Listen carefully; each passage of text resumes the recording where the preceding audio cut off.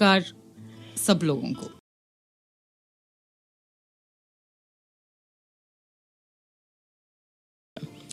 Self medication इसलिए harmful है, पहली ऑब्वियस चीज़ कि जिस दवाई को आपको ज़रूरत नहीं वो आप क्यों लेना चाहते हो एक्सटर्नली। क्योंकि ये हमारा बिलीफ है कि जिस चीज़ का इफेक्ट होता है, जो एक्सटर्नल टू योर बॉडी है, जिसका असर होता है आपके शरीर में, उसका बुरा असर भी होता है। दुनिया में हर एक चीज़ के दो पहलू होते हैं, कोई ऐसी चीज़ नहीं है जिसमें सब ठीक ही ठीक है जी। कुछ तो नुक्स हर एक चीज़ में होता है।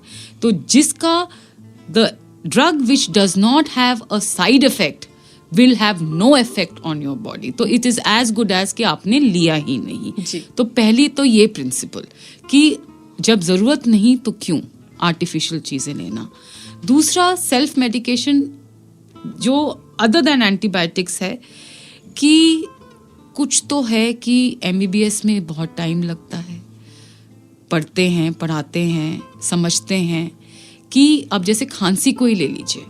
अब खांसी या बुखार वायरस से भी हो सकता है, खांसी बुखार कोविड से भी हो सकता है, खांसी बुखार ट्यूबरकुलोसिस से भी हो सकता है, खांसी बुखार फंगस से भी हो सकता है, खांसी बुखार एक प्लेन निमोनिया से भी हो सकता है, और खांसी जुकाम इंडिपेंडेंट, सिर्फ जुकाम है, खांसी आपको हार्ट की प्रॉब्लम से भी हो सकती है। तो अगर हम सोचें कि हमें खांसी है और हम antibiotic self medication, let's talk of self medication ले लेते हैं, तो unnecessary drug is one, exposure of your body to external things is one.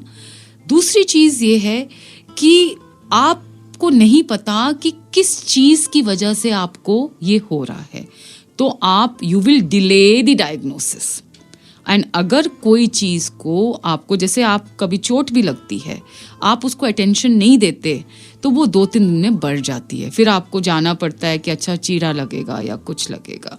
तो अगर आप को कुछ प्रॉब्लम है, आप सेल्फ मेडिकेशन कर रहे हो, 1% चांस हो भी सकता है कि आप ठीक दिशा में हो, लेकिन 99% से ज़्यादा चांस है कि आपको नहीं पता कि ये क्यों हो रहा है। तो आप अपने आप की ही सफरिंग आगे की बढ़ा रहे हो, क्योंकि आप वो टाइमली पिकअप नहीं होती और उसका करेक्टिव थेरेपी नहीं होता।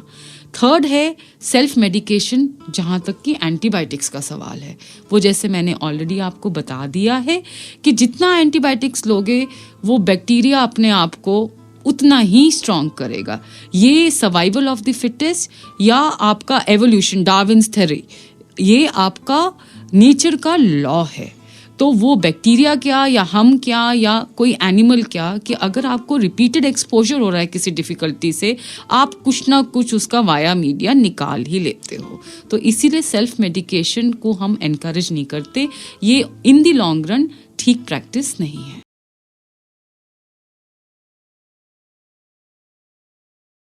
देखिए, कोल्ड एंड फ्लू एक चीज़ जो बहुत ही कॉमन है, वो कॉमन कोल्ड एंड फ्लू है। और एक, हाँ, हमारा लाइफस्टाइल ऐसा हो गया कि हमें क्विक रिस्पॉन्स, एक मेंटालिटी ये है कि हमें जल्दी ठीक होना है, एक मेंटालिटी ये है कि यार हम रिस्क नहीं लेना चाहते। लेकिन अगर कॉमन कोल्ड एंड फ्लू ज़्यादातर वायरसेस से होता है, it is not an indicative of bacterial infection. तो अगर आप कोल्ड एंड फ्लू में एंटीबायोटिक्स लोगे, और दूसरी एक मेंटालिटी और भी है कि कोल्ड एंड फ्लू मीन्स, एक जो अभी आपने बोला कि लोगों को लगता है एंटीबायोटिक्स देने से जल्दी रिस्पॉन्स आएगा, ये भी एक मिथ्या है। बिल्कुल, क्योंकि हमारे हॉस्पिटल में भी जितने पेशेंट आते हैं जिनको आप ओरल एंटीबायोटिक्स तो छोड़ ही दीजिए, हम जब IV एंटीबायोटिक, दैट इज़ जब आप वेन के थ्रू, ब्लड के थ्रू सीधा एडमिनिस्टर करते हैं एंटीबायोटिक्स, तब भी हम अपने मरीज़ को बताते हैं कि उस एंटीबायोटिक का असर आने में 48 से 72 घंटे लगेंगे ही लगेंगे, क्योंकि आपको एक पर्टिकुलर डोज एक पर्टिकुलर स्पीड पे देना होता है, जिससे कि वो ब्लड लेवल्स पहुंच पाएं और वो बैक्टीरिया को किल कर पाएं। अगर आप उससे ज़्यादा डोज या उससे ज़्यादा स्पीड से देते हो तो वो इतनी ज़्यादा मात्रा बढ़ जाती है कि वो बैक्टीरिया को तो हाँ मारती ही है, लेकिन वो आपके दूसरे ऑर्गन्स को भी इफेक्ट कर देती है।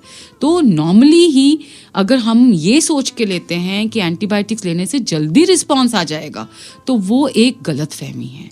उसको भी 2 से 3 दिन तो लगेंगे, और वैसे आप बिल्कुल सही कह रहे हैं कि 2-3 दिन में तो कॉमन कोल्ड अपने आप ही सेटल हो जाता है और हमें लगता है कि भाई एंटीबायोटिक्स लेने से हो गया, और उसके ऊपर हम एक और मिस्टेक कर देते हैं कि चलो 5 दिन का कोर्स है बट मैं 3 दिन में ठीक हो गया तो 2 दिन का मैं एक्स्ट्रा क्यों लूँ।